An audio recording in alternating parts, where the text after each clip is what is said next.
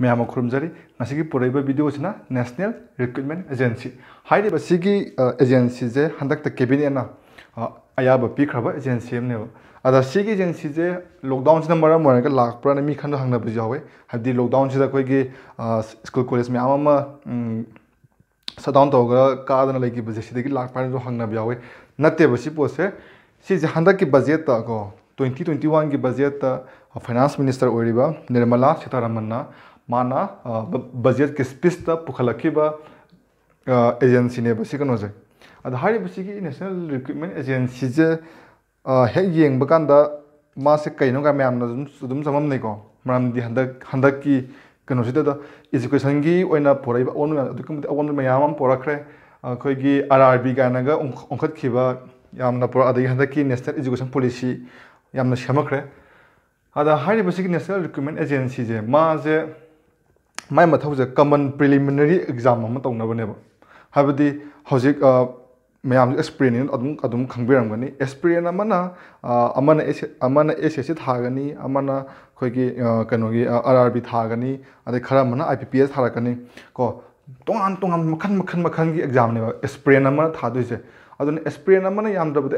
exam से मरी नत्रगा मंगा थादुनेब एग्जाम मरी नत्रगा मंगा थाब मतमसिदा मागी कॉस्टिंग से हाबदे एग्जाम थाब मतमदे एक्सपीरियंस तिंगिसे अदुक तिंगेब पो पैसा पाइब कांगुनबुदी कई लेब नत्रे अदुबु यामना अखोगी पैसा पाइजदब कांगु को अदुनु मोइद याम वाब थबकनेब समना हाबदा IBPS की फॉर्म थाजनब मतमदा अराउंड 700 to 800 लवेब को अदुना एग्जाम मंगा दु थारकप मतमदा एटलीस्ट पैसा मैम चंखरे को अदगी एग्जाम थाब चपदसु अमु थबक अमु ओइनदुनेब अदुना कॉमन प्रिलिमिनरी एग्जाम है तारगदी अदुगुम एग्जाम गैदो हाबदी मरुइना ग्रुप B D अदगी C हारिबसी ग्रुप खैजे मोगी एग्जाम सिंजे मोगी तोंगाना कम खोगी एग्जाम अमकतंग थम्बै वाने बसिजे खोगी समना हारबदा मेडिकल तमदा खोइना NTN अमा थाइजे हानदि थारमबने हजिक NTN ओइन खैदना सुमान एग्जाम थागा चंगबजे असिगी सेम प्रोसेस असिगी प्रोसेस तनेबा मोयु समक्तोइजे को अदुगा मोइजे कॉमन एंट्रांस टेस्ट ने मोइन थादुजे को आइनो हाबदो नन गेजेटेड पोस्ट को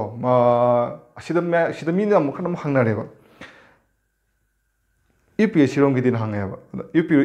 UPSC रोम की दिन मोइददी खोगी ग्रुप A कांगो ngaतने मोइ लौजिको यामना लोइमने हाबि यारे अदुना UPSC लौबुदि यावरोय सिदा लाक्तोजि खोगी SSC ने लौबा अदगी RRB ने लौबा IBPS ने लौबा मोइगेजे सिदा लोइ कवर तौरकनेबा सिदा अदुगा हारिबसिगी मोइगी पोर्टल से नेशनल रिक्रूटमेंट एजेंसी की मोइगी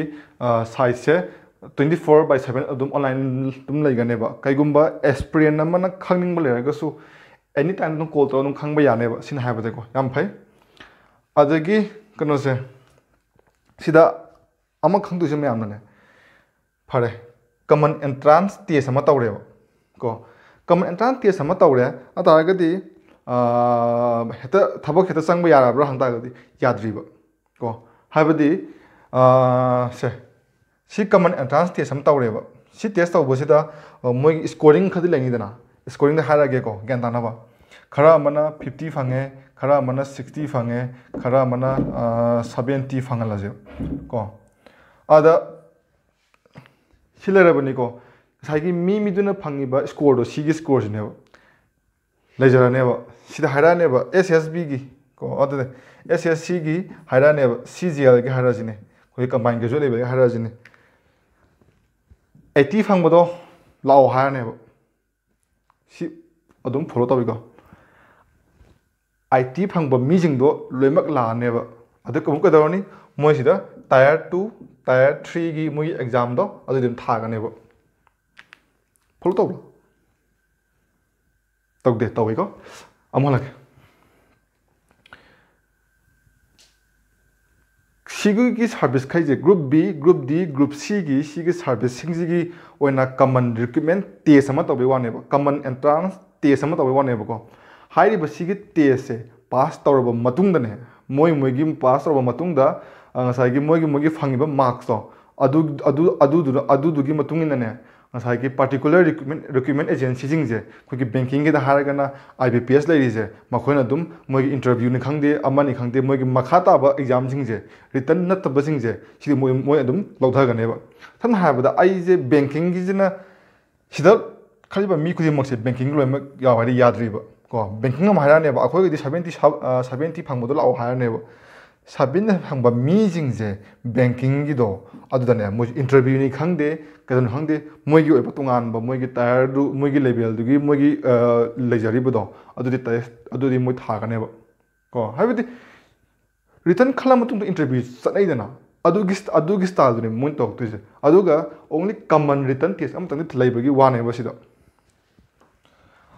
ꯑꯗꯨꯝ ꯒ꯭ꯌꯥꯟ ꯇꯥꯔꯝꯃꯅꯤ ꯍꯥꯏꯅ ꯈꯜꯂꯦ ꯇꯥꯗ꯭ꯔꯒꯁꯨ ꯃꯊꯪ ꯁꯨꯝ ꯍꯥꯏꯔꯛꯄꯗ ꯑꯗꯨꯝ ꯍꯟꯖꯜꯂꯛꯀꯦ ꯃꯔꯛ ꯃꯔꯛꯇ ꯁꯨꯝ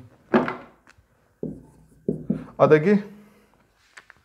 ꯃꯤ ꯈꯔ ꯑꯃꯨꯛ ꯈꯜꯂꯦ ꯐꯔꯦꯅꯦ ꯑꯗꯨꯗꯤ ꯌꯥꯝ ꯐꯕ ꯋꯥꯅꯤ ꯃꯌꯥꯝꯗꯣ ꯁꯦꯞ ꯇꯧꯕ ꯈꯣꯠꯄ ꯑꯗꯨꯕꯨ ꯆꯍꯤ ꯑꯃꯗ ꯑꯃꯨꯛꯇꯪ ꯇꯧꯒꯗ꯭ꯔꯥ ꯍꯥꯏꯔꯦꯕ ꯑꯗꯣ ꯗꯤꯁꯦꯝꯕꯔꯗ DOPTꯅ ꯃꯃꯤꯡꯗꯤ ꯄꯟꯗꯕꯤꯗ ꯑꯣꯔꯗꯔ ꯑꯃꯗꯤ ꯊꯣꯛꯂꯛꯑꯦ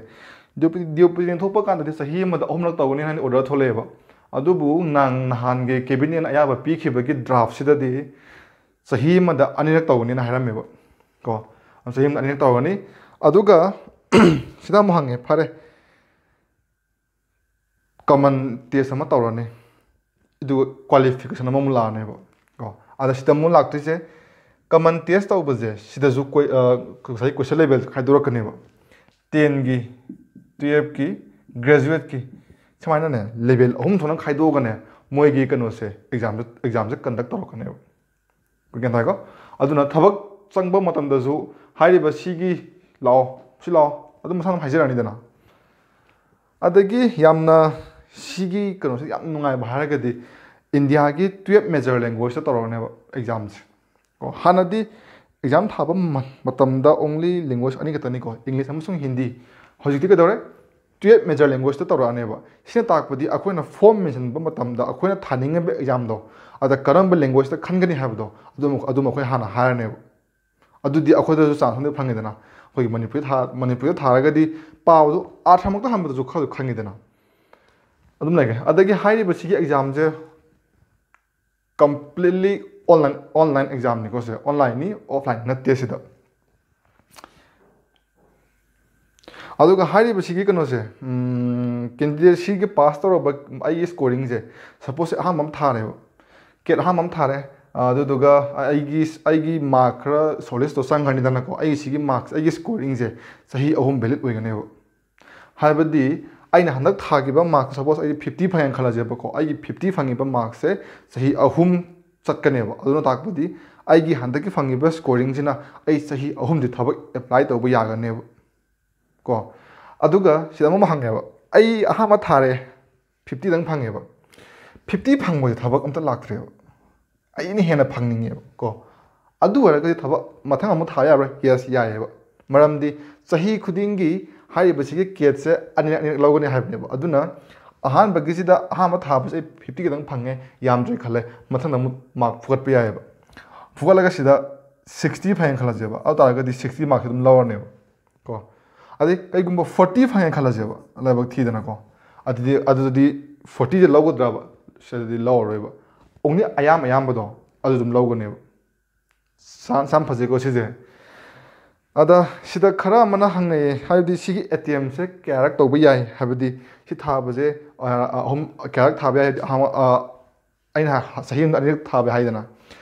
ꯑꯗꯣ ꯀꯩꯅꯣꯗꯅꯦ ꯁꯤꯁꯦ ꯑꯦꯇꯦꯝꯁꯦ ꯃꯁꯤꯡ ꯅꯪꯅ ꯊꯥꯅꯤꯡꯉꯤ ꯑꯗꯨꯝ ꯊꯥꯕ ꯌꯥꯏ ꯀꯣ ꯑꯗꯨꯒ ꯉꯁꯥꯏꯒꯤ ꯃꯥꯒꯤ ꯑꯞꯄꯔ ꯑꯦꯖꯇꯨꯅ ꯑꯃ ꯑꯞꯄꯔ ꯑꯦꯖꯇꯨ ꯌꯧꯈ꯭ꯔꯒꯗꯤ ꯌꯥꯗ꯭ꯔꯦꯀꯣ ꯑꯗꯨꯅ ꯊꯥꯅꯤꯡꯉꯤ ꯑꯗꯨꯝ ꯊꯥꯕ ꯌꯥꯏ ꯑꯗꯨꯗꯒꯤ